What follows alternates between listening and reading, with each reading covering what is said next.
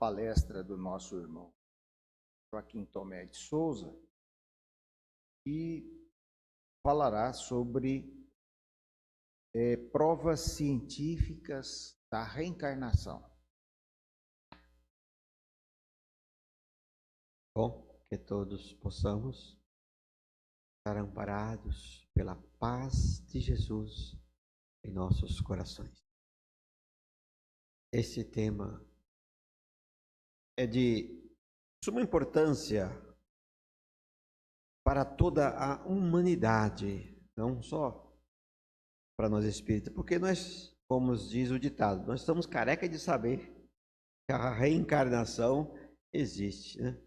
Conhecemos muito bem isso da doutrina espírita, mas a grande maioria da humanidade ainda não tem como certeza esta lei biológica, essa lei universal chamada reencarnação. Mas, como tudo tem seu tempo e sua hora, vai chegar o momento disso, né? Ou seja, a reencarnação será uma lei que todos iremos acatar com naturalidade em um futuro próximo. Mas vejamos aí. A reencarnação é um fato? É um dogma? Ou é uma crença? São três palavras que têm seus significados específicos. Se ela é um fato, então é algo concreto, verdadeiro, ela é uma lei da natureza, uma lei da vida ou uma lei biológica. Lei essa que não tem jeito de ninguém escapar dela, se quer ter vida encarnada ou vida na Terra. Se ela for um fato. E se ela for um dogma? Se for um dogma, o que é um dogma? É algo defendido de tal maneira que não admite dúvidas. Isto, as religiões têm os seus dogmas. Cada religião tem os seus dogmas. Não só a religião, mas as associações, enfim. Dogma é algo que não tem jeito de provar e não tem jeito de duvidar. Por exemplo, na Igreja Católica, o dogma é da Santíssima Trindade. Então, se for um dogma, depende então da religião, porque tem religião que não aceita o dogma reencarnação. Outras religiões a têm como normal. Então, se a reencarnação for um dogma, então ela vai depender da religião. E aquela religião que não aceita a reencarnação como um fato verdadeiro, então como é que nós nascemos lá? Fica difícil. Né? A não ser que se admita que o espírito encarnado só vive aqui uma vez. E também é inadmissível, porque nosso destino é ser perfeito. Como é que eu vou ser perfeito em uma só encarnação? Para eu ser perfeito, eu tenho que conhecer de tudo. Eu tenho que conhecer matemática, física, química, biologia, ciência de todo tipo, sociais, enfim, conhecer tudo. Como é que eu faço isso numa só encarnação? Impossível. Então, é difícil aceitar a reencarnação como dogma. Bom, e se ela for uma crença? Crença é algo particular. Depende de cada pessoa. Então, aquelas pessoas que não admitem ou não acreditam na reencarnação, para ela a reencarnação não existe. Ela esquece de perguntar, ou então, como é que eu cheguei aqui? Então, é difícil conciliar tudo isso. Admitir como lei biológica, nós espíritas a admitimos. Quer aquela pessoa de outra religião não aceita a reencarnação como verdade, quer ela aceite, indiferente, ela vai ser submetida a essa lei biológica, a reencarnação. Ela vai morrer e renascer, morrer e renascer, sempre, sempre, sempre. Acredito que todas as vezes que a pessoa desencarna lá no plano espiritual, dependendo do lugar para onde ela vai, né? Ela admite, a reencarnação é necessária, então eu tenho que admitir essa verdade. Mas infelizmente as pessoas chegam lá do outro lado e se apega à sua crença religiosa e também lá não admite, ou seja, existem lá no plano espiritual planos ou regiões em que as pessoas também não aceitam que existe reencarnação. É fato. Quem lê os livros de Inácio Ferreira conhece bem essa situação, né? Dos planos espirituais. Mas é algo que nós esclarecidos, ou seja, a pessoa que tem uma mente aberta, ao chegar do outro lado, ela vai ver e sentir como verdade a reencarnação.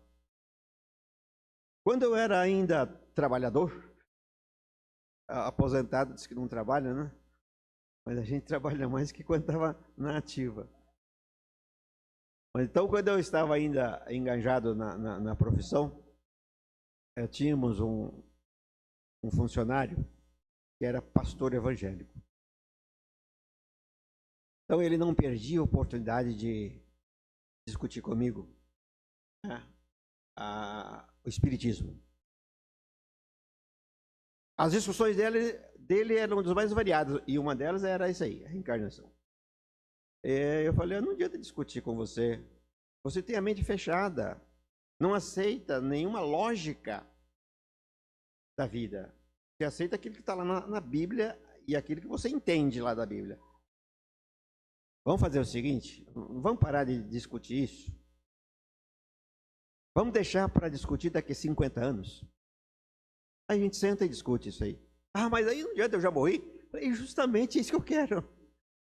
Quando você morrer lá no plano espiritual, nós dois vamos sentar, aí vamos discutir. Aí eu vou mostrar para você em loco. Vou mostrar para você. Você não vai apenas ouvir alguém dizer, não, eu vou mostrar para você a reencarnação. Quer dizer, é algo, quando as pessoas se fecham, difícil, se ela não tiver a mente aberta, difícil é convencê-las de fatos espíritas. Mas, continuemos. Para nós, a reencarnação é um fato, é uma lei biológica, é o fato de um espírito desencarnado retornar a um novo corpo de carne, reencarnar carne, para continuar seu aprimoramento evolutivo. Esse é o conceito de reencarnação. É a única maneira de entendermos a justiça divina, através desse fenômeno reencarnação. Porque ninguém mais que tem a sua lógica da bondade de Deus, da justiça divina, admitir um céu e um inferno é difícil para quem acredita em Deus bom e justo. A encarnação vem trazer este esclarecimento, este fato bastante plausível, não é isso? Continuemos. Existe um bom número de religiões que não admite reencarnação. Para eles, o espírito vive apenas uma vez aqui na Terra. Só uma vez. Deus cria o espírito na hora de reencarnar, na hora de nascer, e pronto. Aí ele vai embora, e morre, e fica lá esperando o julgamento de Deus. Se ele vai para o céu ou vai para o inferno. Para um lado ou para um outro. Alguns admitem que não, ele fica lá no purgatório. É uma situação instável, que depende das pessoas parentes que ficaram na terra. Se os parentes rezar muito para ele, então ele vai ter chance de ir para o céu, né? Se os parentes esquecerem completamente, ele tá no aço, né? Vai para o inferno. Sair do purgatório para o inferno. Então, existe essa situação, né, com muitas religiões. Existe uma religião que fala assim, não, aqui é o seguinte, você vive aqui apenas uma vez aqui. Se for preciso, você vai para outro mundo, mas aqui não volta mais não. Você vai para outro mundo, mas aqui não volta mais não. Quer dizer, é uma reencarnação em outra esfera, né? Outra esfera. Mas na Terra é só uma vez. Quer dizer, muitas situações de muitas religiões. Mas também existe aquelas reencarnacionistas. E aí está uma lista de algumas delas. Eu não consegui colocar todas, difícil. Mas algumas delas, né? Budismo, a cabala judaica, cristianismo esotérico. Cristianismo esotérico é uma religião brasileira, criada aí no começo desse século, né? É um cristianismo, ou seja, a doutrina cristã, que saiu da Igreja Católica, discordou lá dos postulados e criaram esta seita diferente.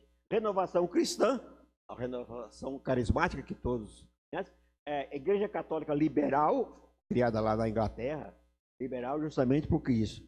Ele admite uma punhada de coisas que a Igreja Católica tradicional não aceita. A doutrina espírita, Rosacrucianismo, Umbanda, Movimento Ramatiz, criado pelo Hercílio Mais, né?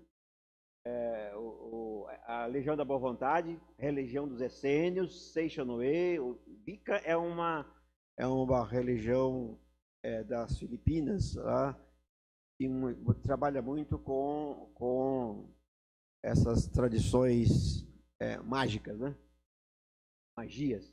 Vale do Amanhecer, aqui em Brasília, o hinduísmo, jainismo, taoísmo e sinquinismo, religiões orientais da região da Índia, confucionismo mais chinês. Santo Daime é uma religião também, agora ele está com status de religião, né? É uma seita em que os membros trabalham muito com muito significado espírita, mas para eles entrarem em transe mediúnico, eles têm que tomar um chá de uma planta, ayahuasca, tomar um chá. Também é algo que a gente fica... É um chá de uma planta psicodélica, né? Esse chá foi regulamentado pela Anvisa, a maneira de tomar esse chá para não ser viciante. Mas no final das contas acaba viciando mesmo, né? Porque não entra em transe sem tomar o chá. Quer dizer, é algo que... Enfim, muitas outras religiões também não aceitam, aceitam a reencarnação, mas de nós conhecidos bem a doutrina espírita, né? Vamos ver. A reencarnação não é invenção da doutrina espírita, não. Ela é muito antiga. Existem registros arqueológicos de que 5.000 anos antes de Cristo, os egípcios já falavam na reencarnação, né? Lá, os indianos, né? Os indianos falavam na reencarnação. A Bhagavad Gita, ou nos Vedas, tem essa frase fantástica. Como se deixam vestes gastas para usar vestes novas, assim deixa o corpo usado para vestir novo. Quer a definição mais justa e bonita da reencarnação? Não tem. É interessante.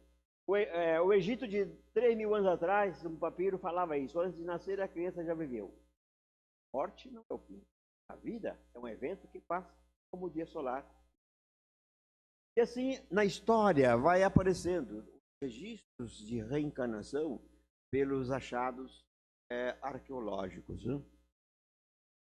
Da Pérsia, religião persa, asdeísmo, falava na reencarnação.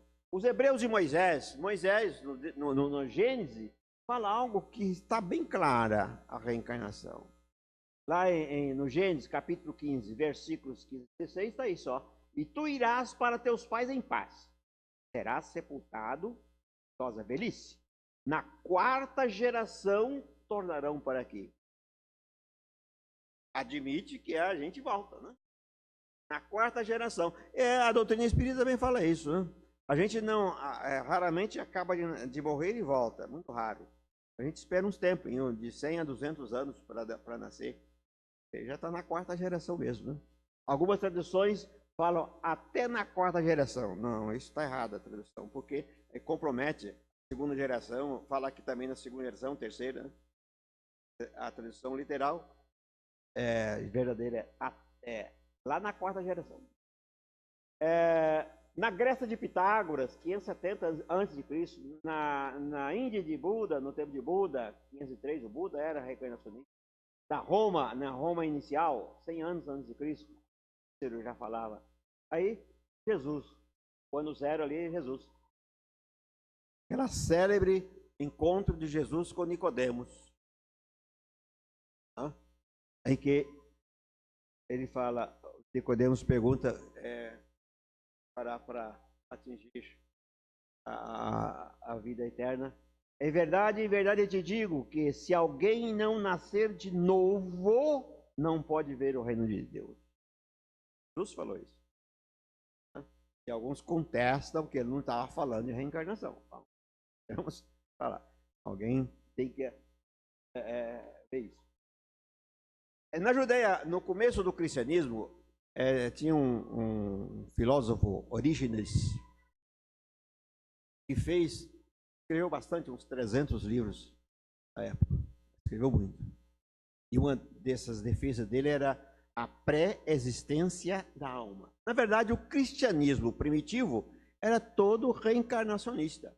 Era reencarnacionista. O espiritismo primitivo, começo da doutrina de Cristo, porque Cristo pregou uma doutrina que era reencarnacionista, né?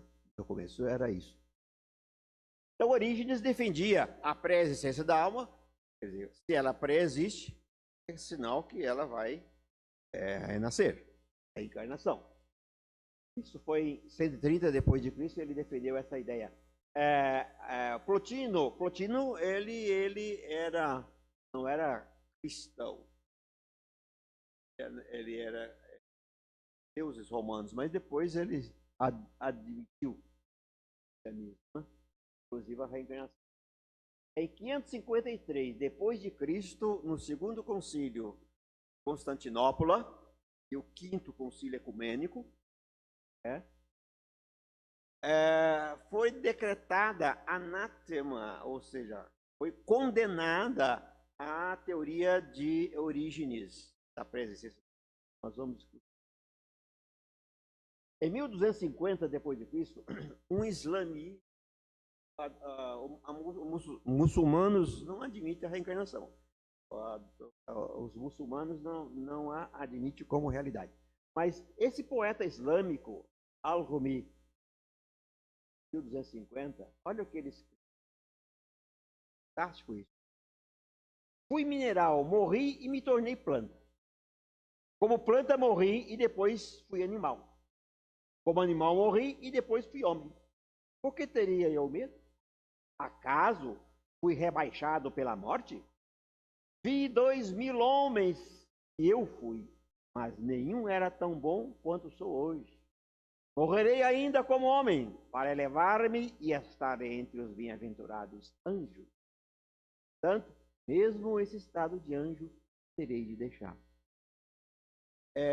Esse 1250 anos depois de Cristo, 50 anos atrás, né? Algo que é semelhante àquilo que Leone diz do Espírito, né? O Leoniniza afirmou, né, que o Espírito dorme no mineral, né? Acorda vegetal, né? Sensibiliza no animal e angeliza no homem. Está A origem dessa definição é isso aí. Al-Rumi. Voltaire, sábio mais caro e mais polêmico da França. Foi ele que falou que a alma, a sede da alma é a glândula pineal. Glândula pineal. Olha aí. 1720.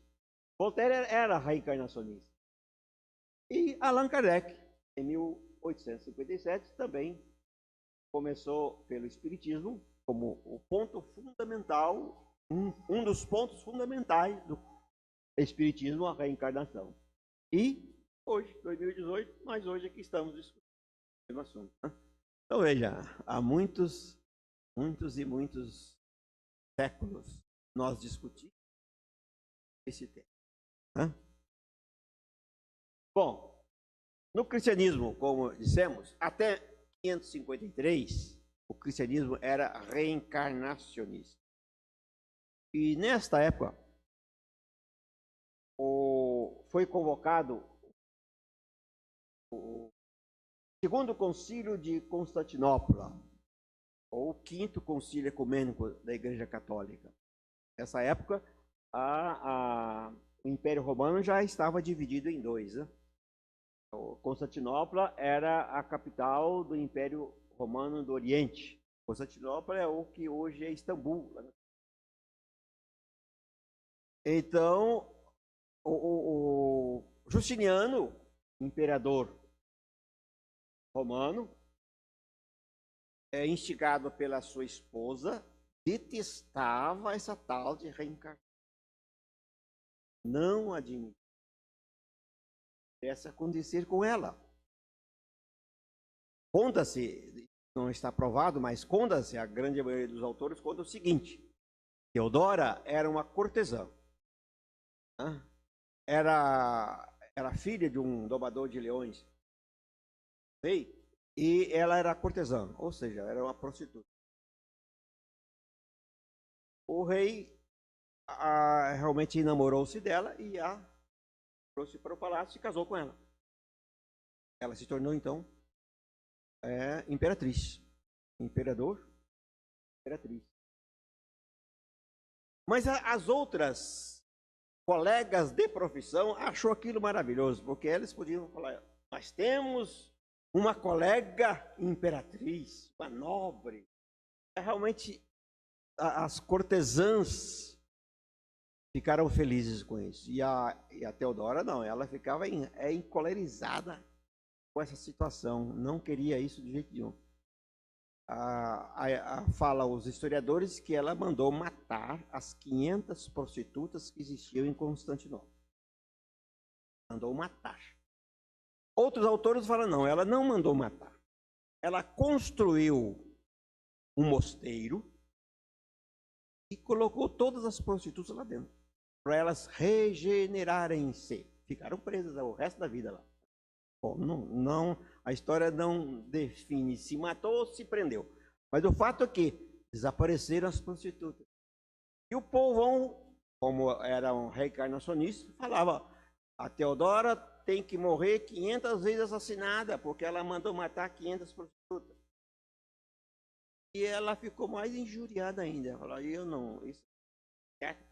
O meu marido é imperador, então ele manda e desmanda nisso aqui, não é? Então ele vai decretar para o Papa que vai abolir isso aí, não existir mais reencarnação.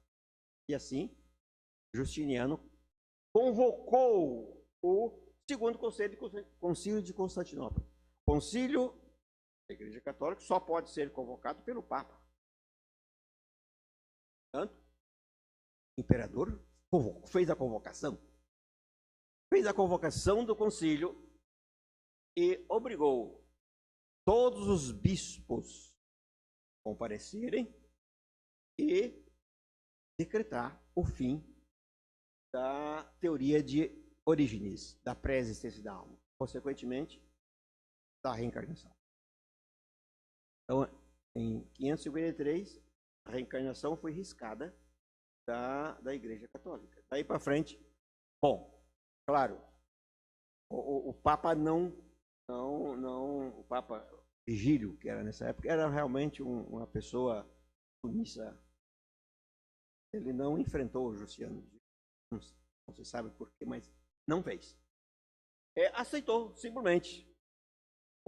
As definições. O Papa não compareceu ao concílio. Olha aí, ele estava em Roma, tinha que ir para Constantinopla. Não foi. Não foi. A grande maioria dos bispos eram da Igreja Oriental. Mas, enfim, o Papa assinou os resultados do concílio. Daí para frente, a Igreja Católica riscou todas as bulas papais. Daí para frente, riscou o nome reencarnação. Quer dizer, o concílio não aboliu a reencarnação, aboliu a teoria da pré-existência da alma, que é pré-requisito para a reencarnação, né? Se não admite que a alma existiu antes, aí não tem reencarnação. Mas se admite a pré-existência da alma, é admitir a reencarnação. Portanto, a reencarnação deixou de existir na igreja cristã, que era a igreja católica, e nasquelas seitas das quais derivaram da igreja cristã inicial. Ou seja, todos os ramos do cristianismo também deixaram de admitir a reencarnação até hoje. O Papa João Paulo II, ele começou um movimento para abolir aquela decisão do Concílio de Constantinopla, João Paulo II.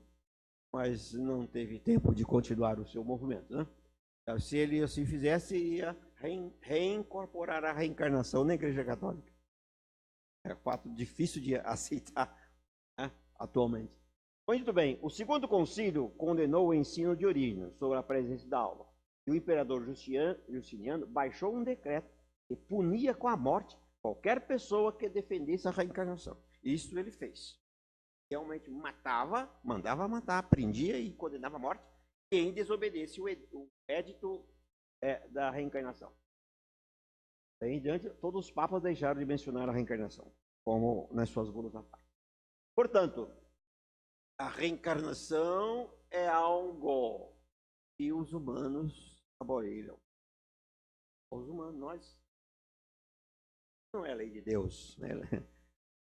Ficou sendo uma lei humana, que a gente vê que não é verdade. Mas como o nosso tema é algo relacionado com a ciência, a ciência, o que ela fala da reencarnação? Admite ou não admite? Vejamos alguns fatos importantes para isso. Olha, houve no Oriente, todas as religiões orientais admitem como um fato natural. Então, falar em reencarnação é algo natural. Reencarnação. Do jeito que nós a entendemos hoje. Mas lá também existe uma variante da reencarnação chamada metempsicose. Isso não é admitido por nós. Metempsicose significa que você pode reencarnar como um animal, como uma borboleta, como um peixe. Isso é contrário aos ensinos dos espíritos, né? Configurado no livro. Espírito não retrograda. Retrogradar quer dizer voltar a ser animal? Nunca. Tem jeito de ser. Porque o aprendizado ele é incorporado. Então a metempsicose não existe para nós. Muito bem. Aqui no Ocidente, após a doutrina espírita ser divulgada no mundo inteiro, começou a pipocar por todos os lados os estudos de reencarnação. Começou com Kardec. A revista espírita tem lá vários casos de lembrança de vidas passadas. A revista espírita de Allan Kardec. Depois continuou mais com Leon Denis. Leon Denis, livro sobre isso. Gabriel Delane, e assim por diante, vários outros. Então, após esses estudos da reencarnação começou a crescer muito. No século XX, passado, houve uma explosão, crescimento enorme de casos de pessoas relatando lembrança de vidas passadas. Quer dizer, no mundo inteiro começaram a surgir casos de pessoas que relatavam que viviam antes. Isso chamou a atenção dos cientistas. Começaram o estudo, grande número de cientistas espíritas e não espíritas se empenharam em estudar esses casos, no século XX. Na verdade, começou no final do século XIX, com Alberto de Rochas. Ele começou a estudar isso lá no finalzinho, em 1895. E aí continuou no século XX inteiro. Um grande número de casos começou a surgir. E os cientistas, seguindo o rigor dos métodos científicos, método que a ciência adota para as suas experiências. Os cientistas trouxeram à evidência racional a necessidade de adotar como hipótese verdadeira a tese da reencarnação, para explicar um grande número de casos de lembrança de vidas passadas. Então, esses casos, para explicar isso, tem vários fatores. Clica ali naquele link, tá? É isso. Olha aí. Quando a pessoa diz que está recordando vidas passadas, tem várias hipóteses. A primeira delas é fraude, criptominésia.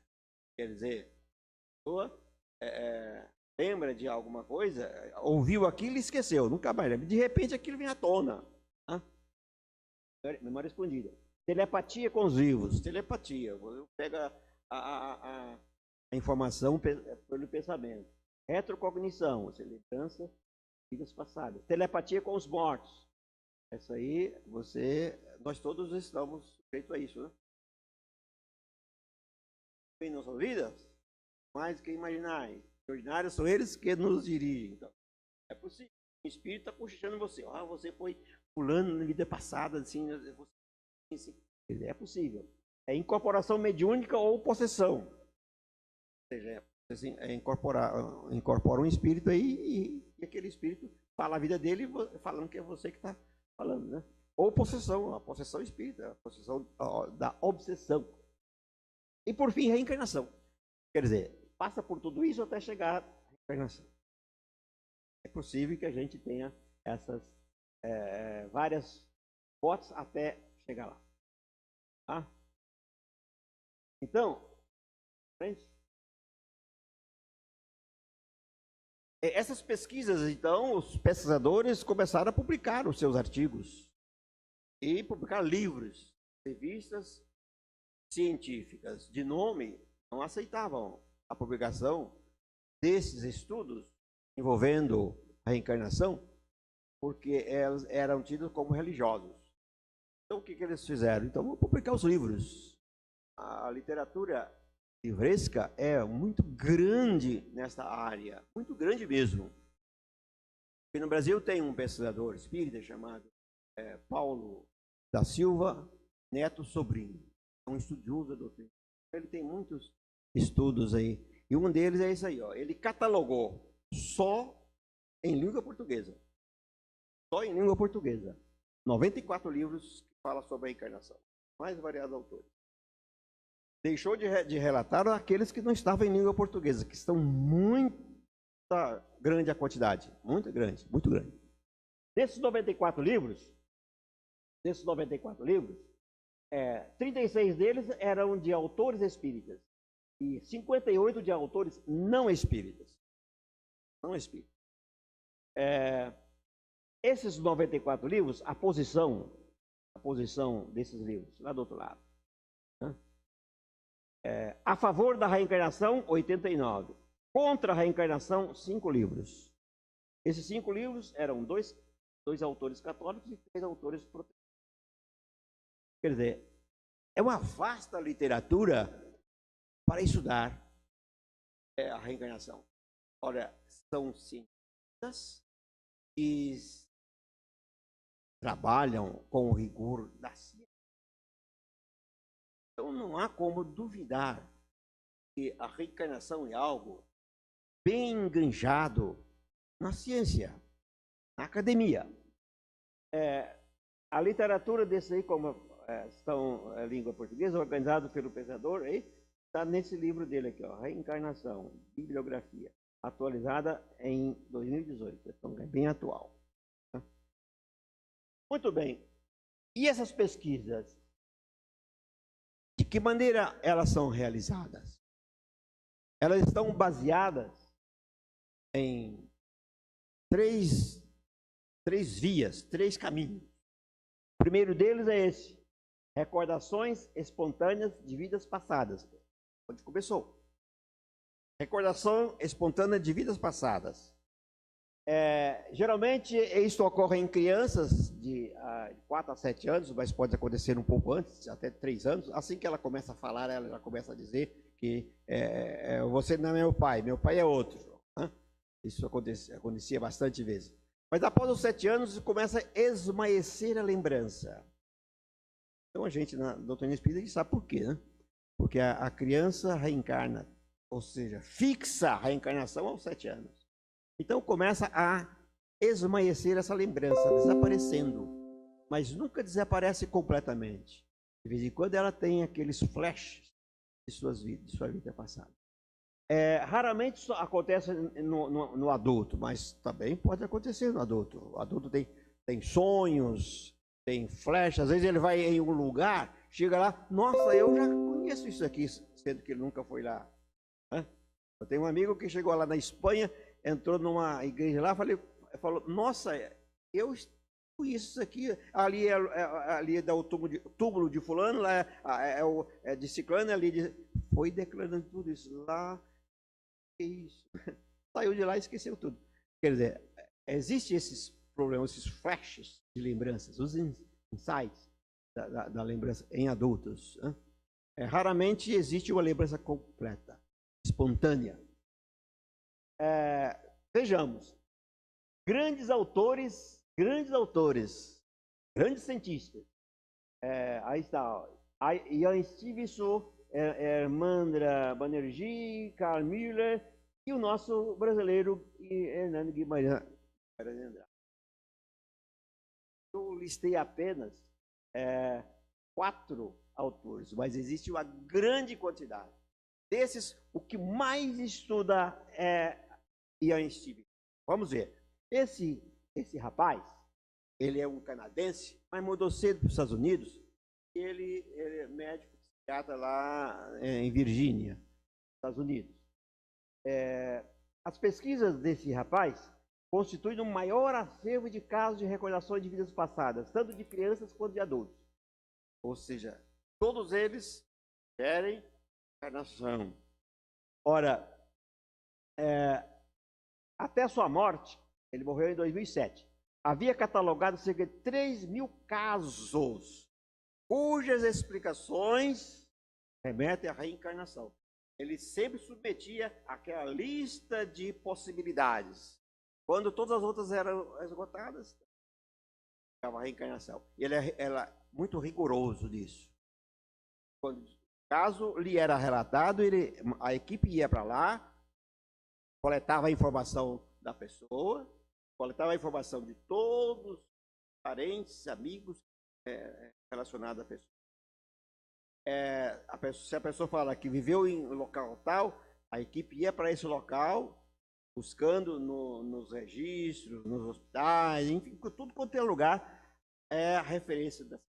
Ou seja, estava comprovado e relacionava ao caso contado.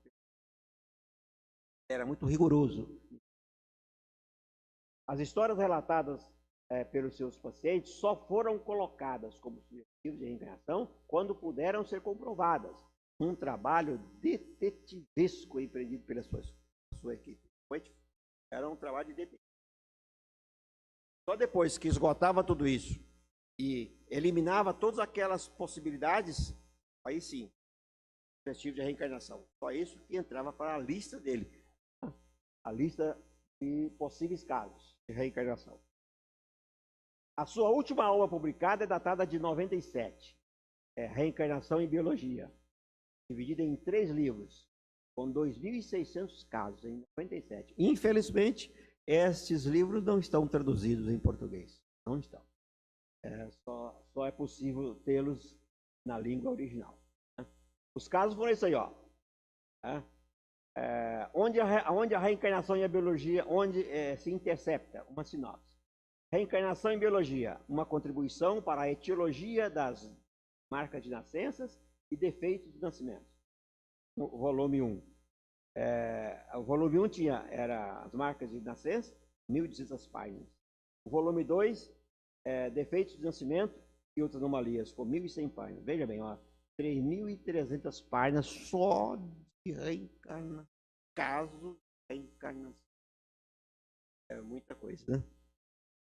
Muito bem. Então, vejamos. Então, a primeiro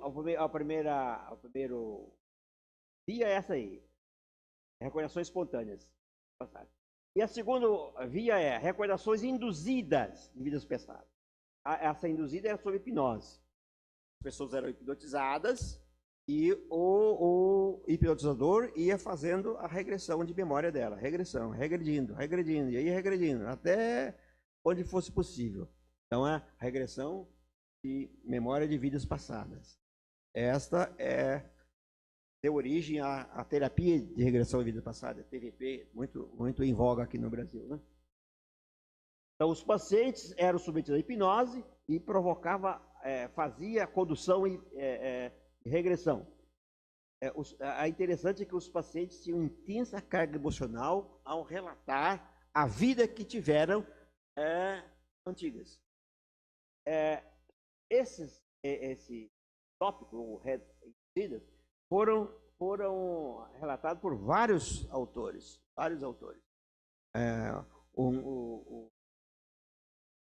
Vamos ver, esse aqui, o primeiro deles, Alberto Rogers, foi em 1897. Edith Fiore, a primeira dela. Ellen Van Baar, Brian Weiss, Maria Júlia Preta, a brasileira. Essa aqui que trouxe a TVP para o Brasil. Então, vários autores. Aqui eu relacionei apenas 5, mas tem um grande número de autores. Esse aqui é muito conhecido, né? Aquele livro, Muitas Vidas, Muitos Mestres. Começou a relatar essas vidas. Vamos ver. Essa mulher aqui, Ellen Van Baar, ela tem um caso interessante. Ela relatou 1.088 casos. Mas ela ficava preocupada. Será que esses meus pacientes não estão inventando história? Ela ia regredindo a memória deles, e eles contavam o que estava acontecendo. Contavam onde estava vivendo, como é que estava vivendo. E ela ficava preocupada com isso. Como é que eu vou fazer para descartar a hipótese de que eles estão inventando história? Então ela fez algo interessante. Ela fez uma estatística interessante. Em cada um dos pacientes ela submetia, aqui, ó, quando a pessoa estava relatando uma vivência, ela perguntava a classe social dele, a que raça pertencia, qual sexo era, que tipo de roupa usava, tipo de calçado, quais alimentos comiam, que tipo de prato que usavam. A gente aparentemente fala, mas por que essas coisas? Mas ela pegava essas histórias que eles relatavam e cotejava com a história, o período histórico. Se a pessoa está relatando uma vida que ela teve lá 2.000 anos antes de Cristo e disser que estava comendo um prato de feijão, então ela estava mentindo, né? Então ela preocupou isso para tentar enganjar isso como verdade ou mentira. Vejamos o que ela fez. Pode seguir. Aqui, ó, aqui está. Dos 1.088 casos, caso social em cada período de tempo. Ela tem casos que vai até 2.000 anos antes de 2.000 anos. Então, normalmente, aquelas pessoas que relatam vidas passadas quer ser um rei, uma rainha, né? Quer viver na nobreza, tudo. Mas a grande maioria dos seus casos eram pessoas que tinham classe inferior. Desde a pré-história, 2.000 anos, até a época atual. Nobreza, olha o tanto tinha pouco, menos de 10% dos seus casos. Ela ficou mais tranquila. Fala que é um rei ou rainha. Aquele outro lá, as raças nas vidas passadas. Caucasianos. Se alguém que viveu 2000 anos falava que era caucasiano, então tinha que ter uma preocupação, porque caucasianos começaram a aparecer e alastrar pelo mundo afora, mais ou menos a partir de 2000 anos para frente. E aí a gente vê aqui no gráfico ali, ó, começou pouco e foi aumentando, ó, caucasianos. Negros e habitantes de Oriente Próximo. Né? Veja bem, essas pessoas que era a maioria na pré-história, aliás. Realmente, como fala. Mas, aqui, ó, o sexo. Houve um equilíbrio, ora masculino, ora feminino. Os tipos de roupa, olha, isso aqui é interessante, tipo de roupa. Roupas drapês, que era a tradução, era o drapês, mas roupas rústicas. Começou bem a roupa rústica na história, diminuindo a rusticidade da roupa.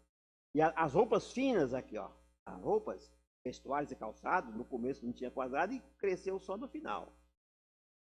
Compatível com a história.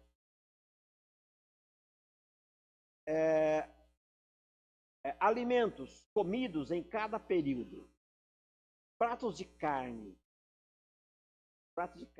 Começou pouquinho e foi crescendo. Somente cereais e verduras. Essa aqui. Cereais e verduras. Não mudou muito, não. Mas esse aqui, ó, animais selvagens, raízes e frutos, começou grande e foi diminuindo ao longo da história. E aquele lá, calçados. No começo ninguém usava calçado, olha. Não, depois é que foi aumentando. Os sapatos, botas, pés nus, foi diminuindo. Enfim, tem mais outro? Assim, que é tipo prato para comida. É isso? Aqui só começou em 500 anos antes de Cristo. Antigamente, estava prato os pratos, 500 anos de Cristo lá crescem. Então começaram louça e cerâmica, muito pouco, só no final. Mas madeira e outros recipientes.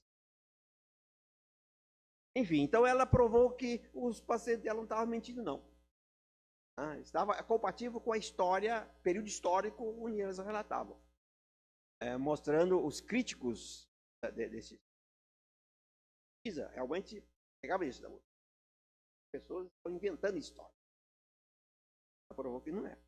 Vejamos. Voltar. Esse aqui, ó, Maria Júlia Preto. Vem aqui. Maria Júlia Preto é uma psiquiatra, né?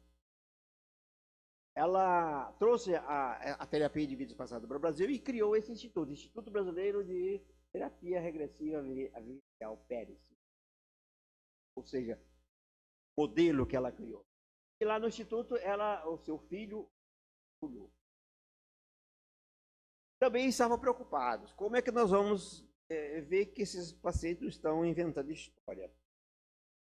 Como o Túlio fez o seu doutorado lá nos Estados Unidos, lá na Universidade de Pensilvânia, eles fizeram o seguinte. Então, enquanto o paciente está submetido à regressão, hipnotizado, vamos fazer uma tomografia do cérebro dele. E qual a área cerebral que é mais solicitada nessas lembranças? E assim ele fez. Claro, com a anuência dos pacientes. Fez a tomografia e levou para esse Andy Newberg analisar. Andy Newberg foi o orientador dele. Ele é especialista em esses estados alterados de consciência. E foi verificado que a área do cérebro mais requisitada era a área lobo médio temporal, onde estão dadas as memórias nossas, as nossas memórias passam por ali. Lobo temporal, lobo médio temporal. E a área pré-frontal esquerdo, onde a emoção é intensificada, bastante intensificada mesmo. E é descontrolada a emoção ali. A pessoa tem emoção forte quando se estimula esta área. Então, essa área que era requisitada pela regressão de memória. Isso aí, então, comprovou que não é fruto de imaginação. Por quê? Se fosse fruto de imaginação, o lobo frontal, não o pré-frontal, é que seria o requisitado. E o lobo temporal não era tão requisitado assim, mas o que é mais importante é que, se fosse imaginação, era o lobo frontal, que seria, não o pré-frontal. Porque o lobo frontal seria acionado mais intensamente e a carga emocional não repercutir tanto. Quer dizer, é uma emoção da história. Você conta a história, você se emociona às vezes, mas não intensamente quanto o pré-frontal. Então, também a Júlia Prieto mostrou estatisticamente os seus pacientes não estavam mentindo. Não. Os críticos tiveram que calar, né? Mas é algo que ainda está assim, interrogado. Ok? Vamos lá?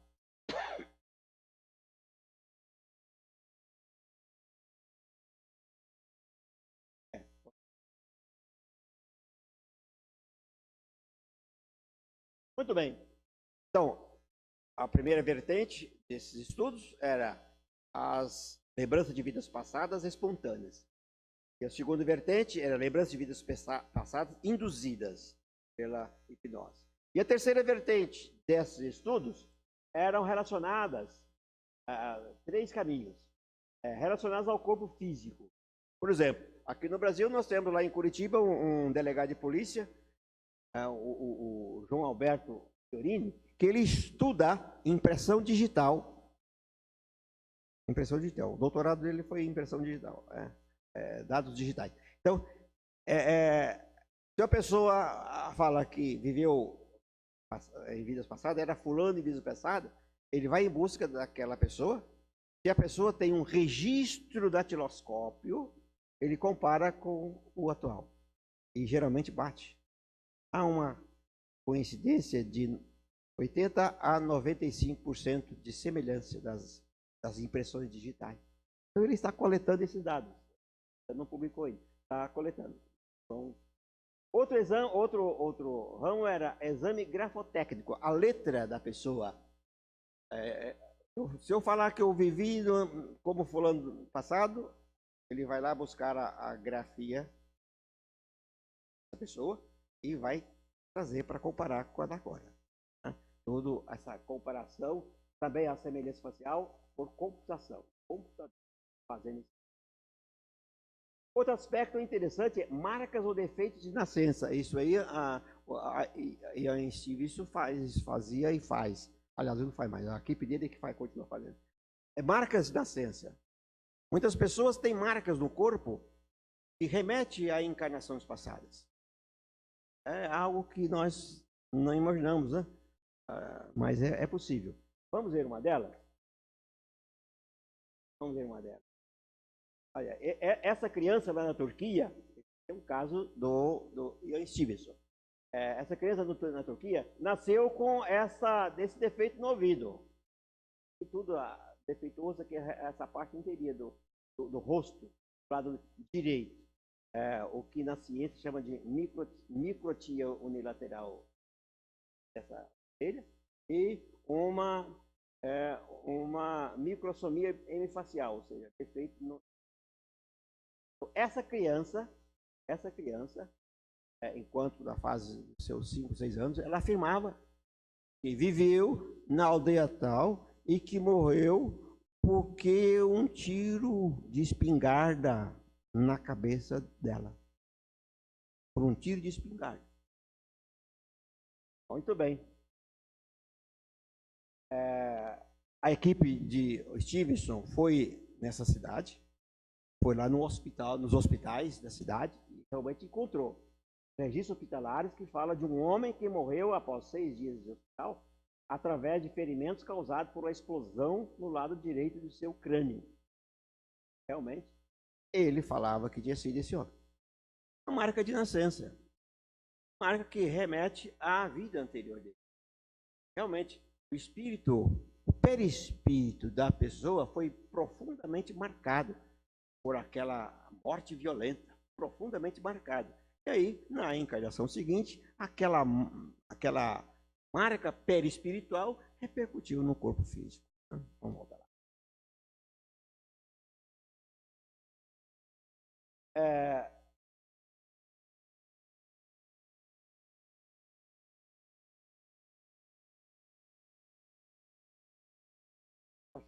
Acho que já. Vamos lá.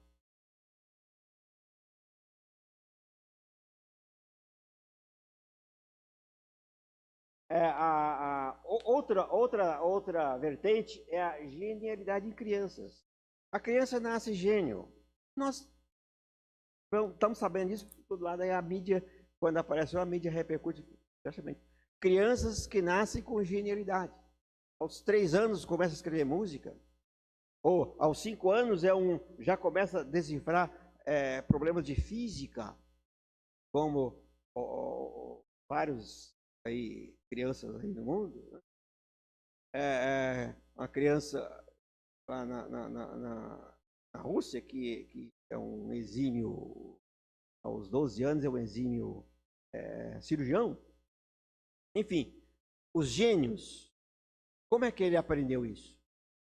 Onde ele aprendeu aquilo que ele expressa em sua genialidade? É uma evidência de que ele viveu antes.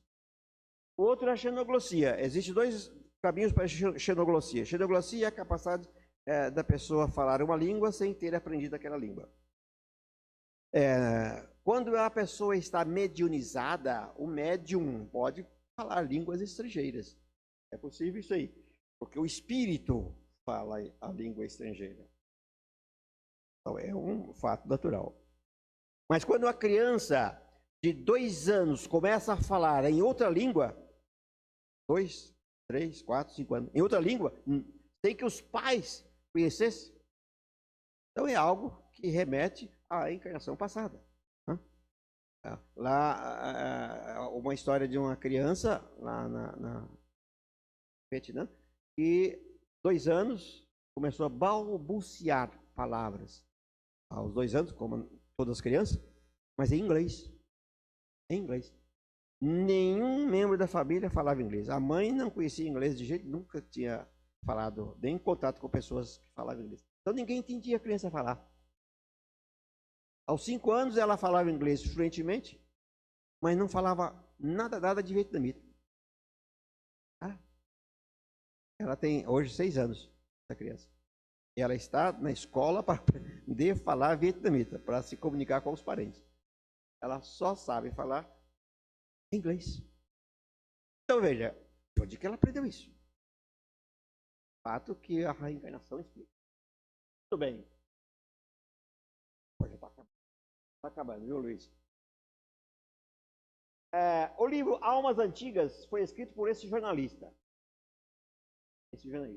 Ele, numa conferência, ele é um prosélito de Yangtze. Então ele foi perguntado, por que a ciência não admite? Aí ele falou, tem 3 problemas. 3 problemas. Primeiro, é um tipo de pesquisa que não tem jeito de repetir em laboratório. Não tem jeito de fazer isso. Porque as pesquisas científicas, para ser admitida pela academia científica, ela precisa ter repetibilidade. O laboratório faz com a pesquisa, e outro laboratório em outro local repete a mesma pesquisa e obtém o mesmo resultado. Repetibilidade. Então, esse tipo de pesquisa não tem jeito. Não tem jeito. Por isso que a ciência fica em dúvida. Né? Isso aí. Outro caso é uma total falta de evidência de meios físicos, meios científicos, de provar que a reencarnação existe. Não existe. Não existe jeito de fazer isso. Tem que só acreditar nas evidências. Isso a ciência tem dificuldade de aceitar. E por fim, há sempre um conservadorismo da ciência. Para ela mudar de opinião, é preciso ter provas irrefutáveis. Caso contrário, ela não muda de opinião de jeito nenhum. Então, há uma dificuldade imensa nisso. Então, esses três caminhos, esses três itens, dificulta a aceitação científica do fato da reencarnação, apesar de ter largas evidências, grande quantidade de evidência para nós. Ora, quando a academia aceitar a reencarnação como um fato verdadeiro, essa é a grande dificuldade da ciência. Haverá mudança do paradigma científico intensamente. Ela vai ter que voltar atrás das suas afirmações, dos seus estudos, que até agora os estudos da ciência são enfocados em matéria, puramente matéria, em leis físicas da matéria tangível, matéria manipulável. Ela vai ter que admitir uma realidade que ela não tem a mínima ideia do que é e do que seja. Essa dificuldade da ciência é muito grande. Por isso que ela tem essa ressalva. Os fatos que os cientistas mostram para o mundo da ciência são sugestivos. Mas falar, existe prova cabal da reencarnação, a ciência, aliás, os estudos não têm condições de mostrar. Por aquelas três dificuldades que o Tom falou. Né? Não existe maneira de repetir isso em laboratório. Não existe uma maneira de fazer prova concreta de que a reencarnação existe. Só quando a gente chegar lá do outro lado, que a gente vai mostrar isso. Né? Enquanto a gente está de cá, com os olhos carnais, nós não temos jeito de fazer essa aceitação. Tá? Mas não está longe não, porque as evidências vão crescendo, a massa crítica está crescendo de tal maneira que vai chegar um momento que a ciência vai ter que admitir. Da mesma maneira que ocorreu com a parapsicologia. A parapsicologia não era tida como ciência de jeito nenhum. Era algo que ninguém acreditava. Mas o Sebastian Heine lá na Universidade Americana, batalhou, mostrando estatisticamente a viabilidade daqueles acontecimentos, e hoje a ciência acadêmica aceita a parapsicologia como uma ciência. Então nós vamos ter esse caminho. Vai chegar um dia em que acontecerá. Porque aí, quando as evidências mostrarem a realidade da reencarnação, a ciência tem que admitir que o espírito existe. E se o espírito existe, a ciência terá que admitir que Deus existe. Viram o caminho que a ciência tem que percorrer? Vai ser muito difícil, né? Vai ser trabalhoso, mas chegar. Cedo ou tarde, isso vai acontecer. Né? Em breve, as evidências científicas vão se tornar fatos científicos, realmente, pela ciência. Ok? Obrigado a todos.